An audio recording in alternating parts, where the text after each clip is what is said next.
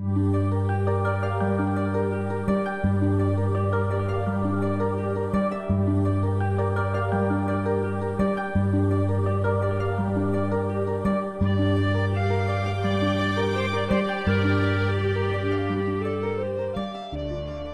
used to be a resource-based community. It was a pulp and paper town, and things have really changed here over the last 8 to 10 years. And we know we have a real responsibility, particularly because of where we're located, remote area of Northern Ontario, that we need to prepare our kids to go anywhere.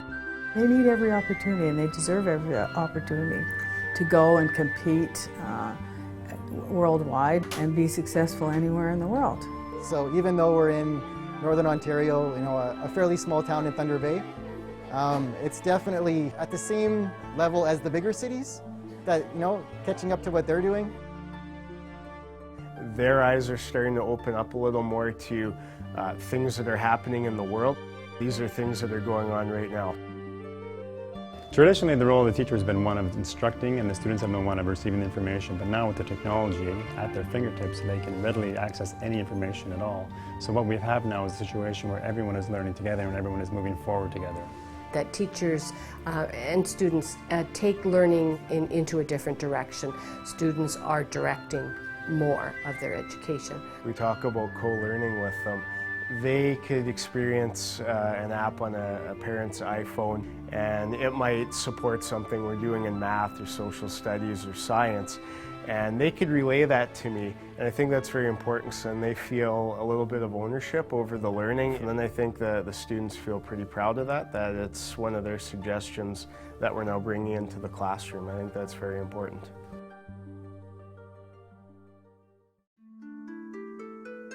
The learning that's happening with the oral communication that's taking place between the children, and the integration of the subjects, being able to integrate so many different subjects in it, to be able to share their knowledge in a new and exciting way. It's just so easy for them now to be able to do things more easily, efficiently too, and more efficiently, using their time more effectively for what the real learning goal is.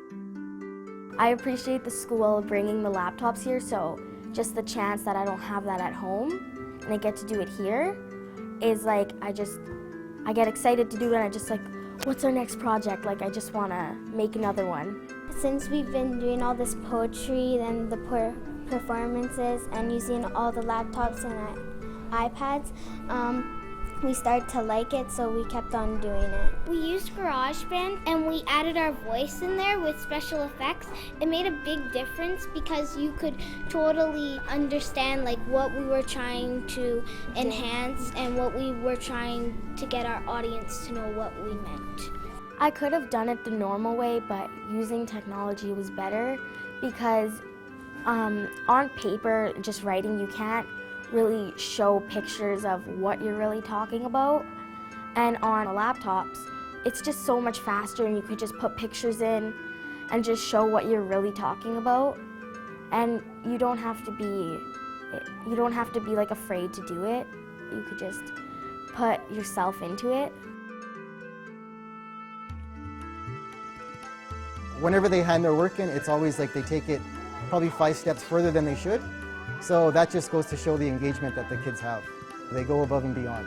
So it makes it a lot more interesting for the students, and it keeps it interesting for the teachers as well, because we're constantly coming up with new ideas and collaborating and saying, oh, we could try this, or why don't you do this with it? And it makes it more interesting and exciting for everybody, I think. The technologies are completely essential to my teaching. I wouldn't be able to differentiate how I do now my instruction to meet every single need of my students within the classroom. Our kids that are special are now learning in the same fashion as kids who are maybe don't have learning difficulties. We are not isolating children anymore. We are integrating every learning style and every learning need within a classroom. It's equity. We need the iPads in our school, and it gives Sam to be like everyone else, right, Sam? You get to have an iPad like everyone else has in class, and she's able to go and communicate with everybody. It has brought joy to everyone here and her family, To be able to have a voice is huge. I know. And she communicates to all the teachers here. It's been great. It's life-changing. And you enjoy it, don't you? And she's also gone from her iPad to your iPod. So she walks around the school and she takes her voice with her, so she's able to communicate. Thank you, Apple, for making iPads and iPods, because it gives me a voice to be able to share my day with my family and tell them how much I love them.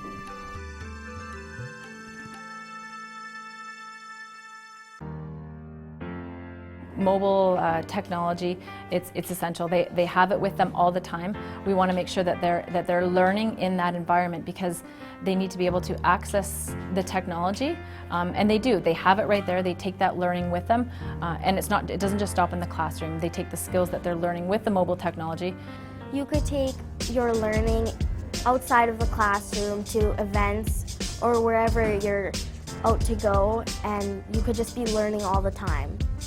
They are able to actually go online at home and chat back and forth with their partner that they're studying with right now. So it keeps the discussion going past 3:25. The time goes by so fast because you're just like, you're on it and you're just having fun. And it's like, you look at the clock and you're like, oh, there's 5 minutes left. And you just don't want it to end. I find my discussion goes well beyond 3:25 as well, so it just helps me stay interconnected with them for greater periods of time. We need to change.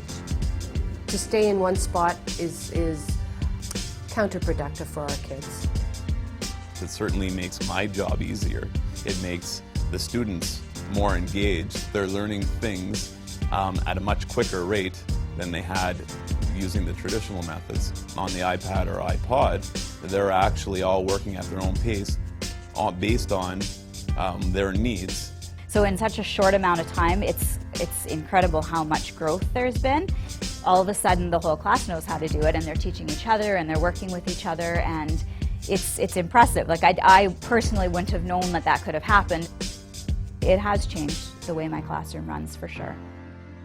We're a community of learners, collaborating both with student to student, student to teacher, teacher to student, vice versa. So I'm very happy. I think it's made running a school easier.